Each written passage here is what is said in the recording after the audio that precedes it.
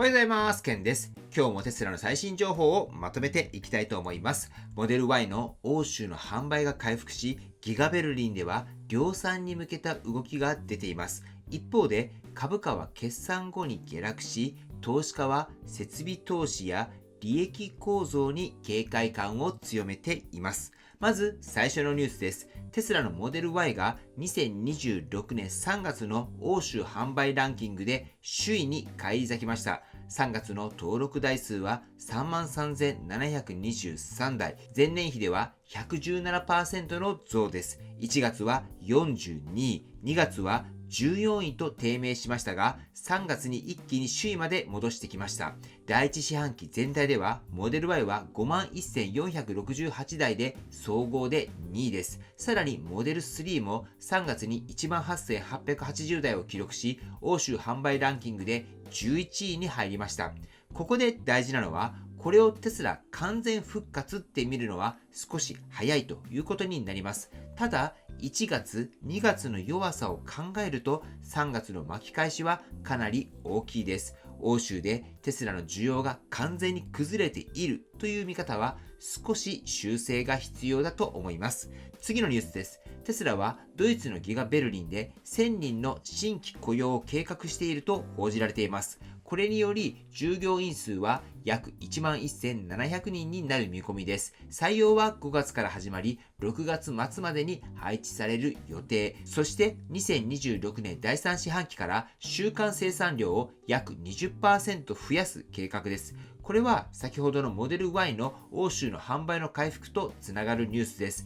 モデル Y が3月に欧州で首位に戻り、そのタイミングでギガベルリンの増員が出てきた。つまりテスラ側も欧州の需要に対してまだ強気に見ている可能性があります。ただし生産を増やせば必ずいいというわけではありません。大事なのは販売台数、価格、マージンのバランスです。値引きで台数を伸ばしているだけなら利益につながりにくい。逆に価格を大きく崩さずに販売を伸ばせるならかなりいいニュースになってきます。では次は株価の話です。テスラ株は Q1 の決算後に一時上昇したもののその後下落しました。決算内容そのものは全てが悪かったわけではありません。こちらに関しては昨日の YouTube の方をご覧ください。一部の数字は市場予想を上回り、自動車のマージンにも一定の評価がありました。それでも株価が素直に上がらなかった理由は2026年の設備投資への警戒感です。テスラは2026年に AI、ロボット、チップ、工場転換、自動運転関連などへ大きく投資をする見通しです。その規模は250億ドルを超えると見られていて、投資家は短期的なキャッシュフローへの影響を気にしています。ここが今日の投資家向けニュースでは一番大切です。モデル Y が売れている、ギガベルリンも増員する。でも市場は販売台数だけを見ていません。その裏でどれくらいお金を使うのか、その投資で利益やフリーキャッシュフローがどれくらい圧迫されるのか、ここをかなり厳しく見ています。次に規制クレジット収入の話です。テスラの規制クレジット収入が今後減少していく可能性があると報じられています。規制クレジットっていうのは環境規制をクリアしているメーカーが基準を満たさない他のメーカーにクレジットを販売して得る収入です。テスラは流れ、この収入を利益の一部として活用してきました。この収入は利益率が高いので、純利益を支える重要な存在でもありました。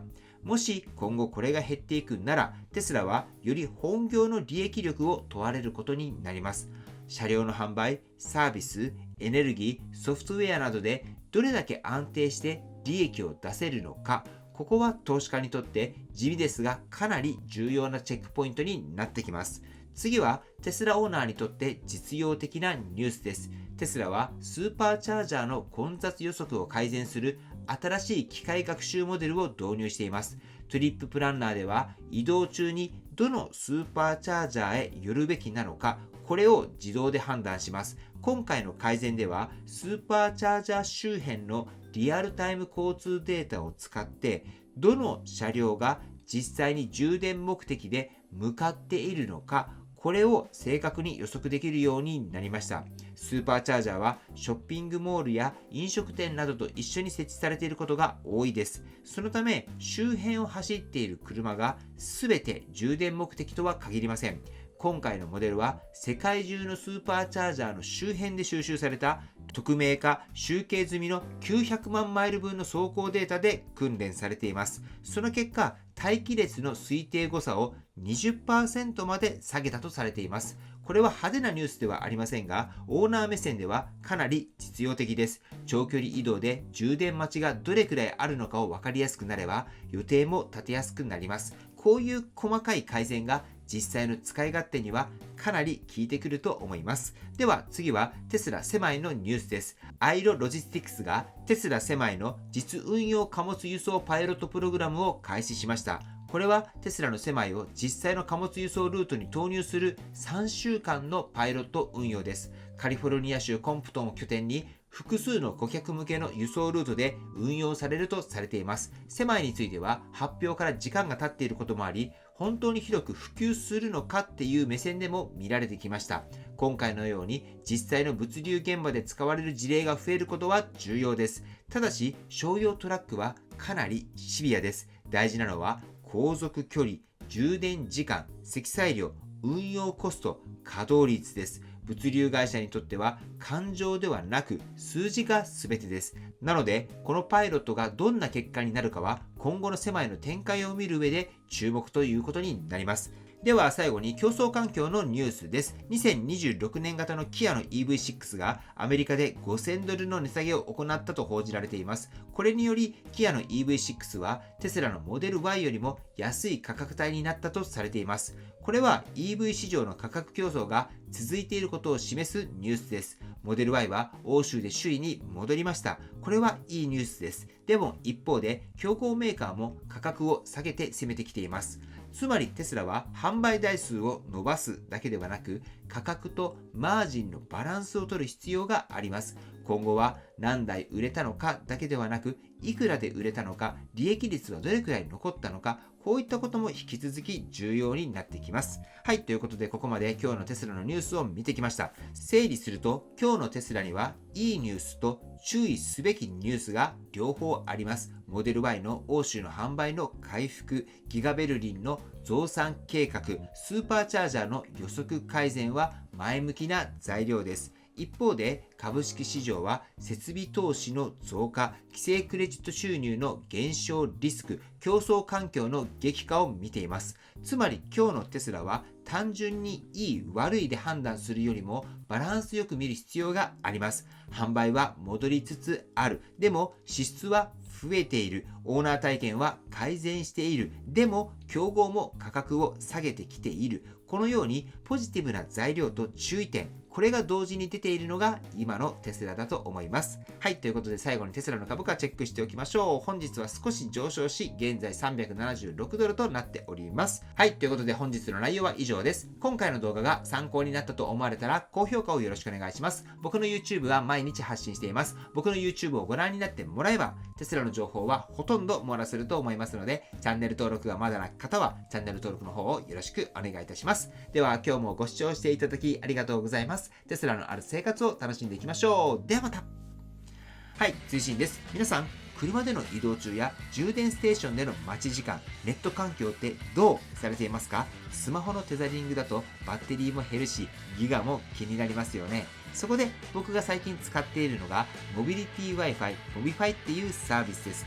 これ何がすごいのかっていうと、ドコモ、au、ソフトバンク、楽天、この4つの回線を自動で切り替えてくれるんです。つまり走っている場所に合わせてその時一番強い電波を勝手に掴んでくれるんです。しかもデータ容量は1日 33GB、 月換算で約 990GB です。実質使い放題みたいなものです。もう結構毎日使っていますけれど、全くもって1日 33GB に到達することなんてありません。そしてこれで月額で4180円税込みです。端末代も初期費用も0円。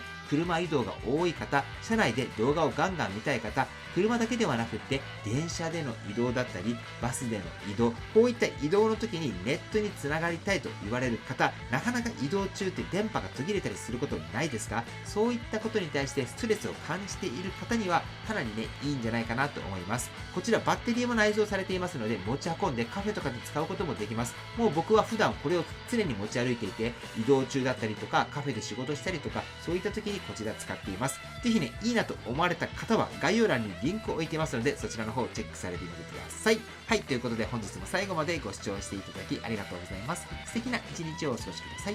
ではまた。